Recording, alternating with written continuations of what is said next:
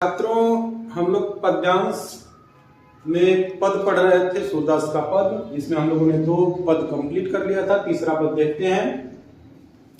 तरह की किलकत कान घुटुरवन यावत, मणिमय कनक नंद के आंगन, बिंब पकड़िवे धावत, कबहु निरखि हरि आप उछाह को कर सो पकड़न चाहत, किलकी हंसत राजत द्वय दतिया, पुनि पुनि तिह अवगाहत, कनक भूमि पर कर पग छाया, यह उपमा इक राजवती, कर कर प्रतिपद प्रतिमनि वसुधा, कमल बैठती साजती, बाल दशा सुख निरख जसोदा, पुनि पुनि नंद बुलावती, अचरा कर ले ढाकी सूर के, प्रभु को दूध पियावती।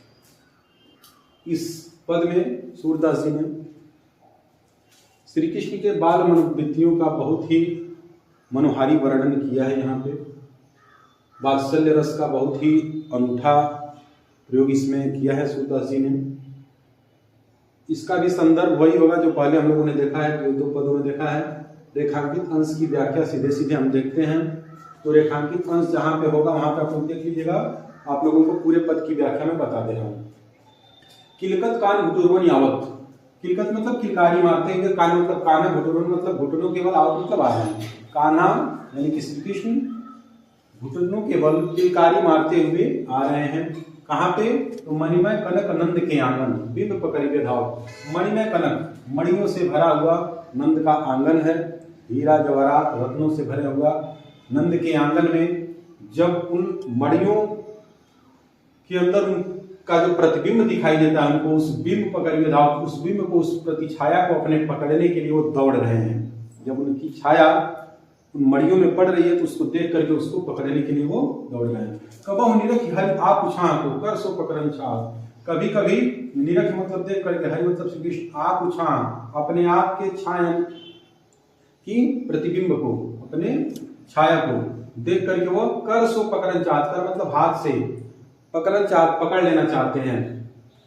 किलक की हंसत राजत उदयदतिया, जब किलकारी मार करके हंसते हैं, किलक की हंसत किलकारी मार करके जब हंसते हैं तो राजत द्वयदतिया, तो उनकी जो दोनों आगे के दांत हैं वो बहुत ही शोभायमान हो रहे हैं। पुनि पुनि तिह अवगाहत, और वो पुनि पुनि मतलब बार बार, तिह मतलब उन्हें, अवगाहत मतलब देखते हैं, उनको भी वो बार बार देखते हैं, अपने 2 दांतों को।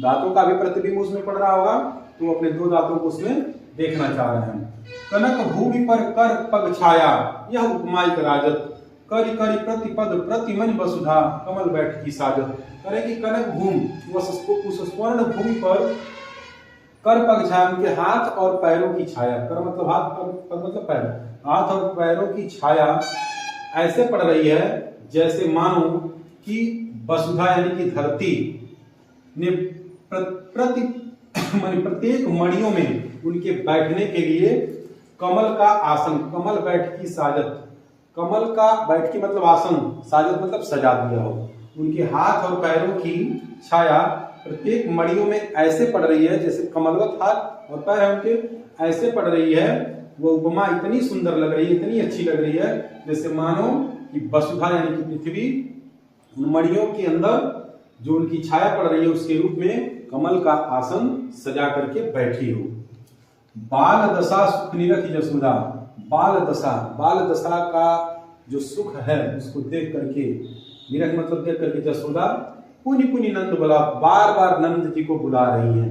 बाल दशा सुख निरख जसोदा, उस बाल दशा को देख करके अत्यंत खुश होकर के, अत्यंत सुख का अनुभव करके जसोदा पुनि पुनि नंद बुला, बार बार नंद जी को बुला रही हैं। अचरा तर लय ढांकी सूर्य के, प्रभु को दूध पियावत। और सूर्य के प्रभु को, यहाँ पे देखिए सूर्य के प्रभु को, सूर्य के प्रभु यानी कि श्री कृष्ण को अचरा के नीचे लेकर के ढांक करके जसोदा क्या करिए, दूध पिला रही है। किसको? सूरदास जी के प्रभु को। यानी इसको ऐसे भी कह सकते हैं कि सूर्य के प्रभु, सूरदास जी के प्रभु यानी कि श्री कृष्ण को माता जसोदा अपने आंचल से ढक करके दूध पिला रही हैं। या फिर ऐसे कह सकते हैं कि सूरदास जी कहते हैं कि माता जसोदा प्रभु श्री कृष्ण को अपने आंचल से ढक करके दूध पिला रही हैं। तो ये इसका पूरा व्याख्या हो जाएगा। आइए देखते हैं अगले प्रश्न। उपर्युक्त पद्यांश का काव्य सौंदर्य लिखिए। काव्य सौंदर्य में लिखेंगे सबसे पहले भाषा।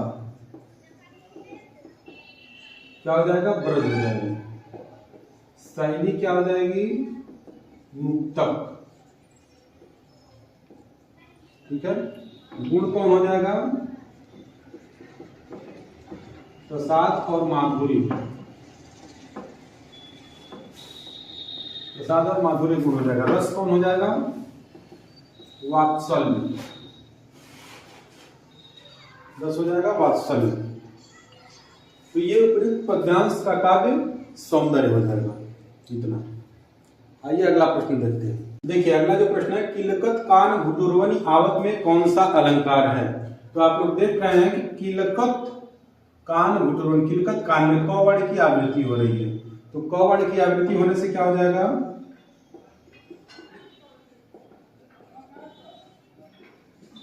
क वर्ण की आवृत्ति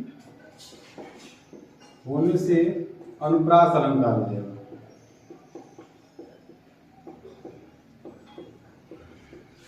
और क्या हो जाएगा यहाँ पे, ये तो इसका हो जाएगा पुनि पुनि में पुनरुक्ति प्रकाश अलंकार। जब कोई वर्ण शब्द एक ही शब्द बार बार आता है तो वहां पे कौन सा हो जाता है, पुनरुक्ति प्रकाश अलंकार भी हो जाता है। तो पुनि पुनि में पुनरुक्ति प्रकाश अलंकार भी है, आप लोग इसको भी देख लीजिएगा।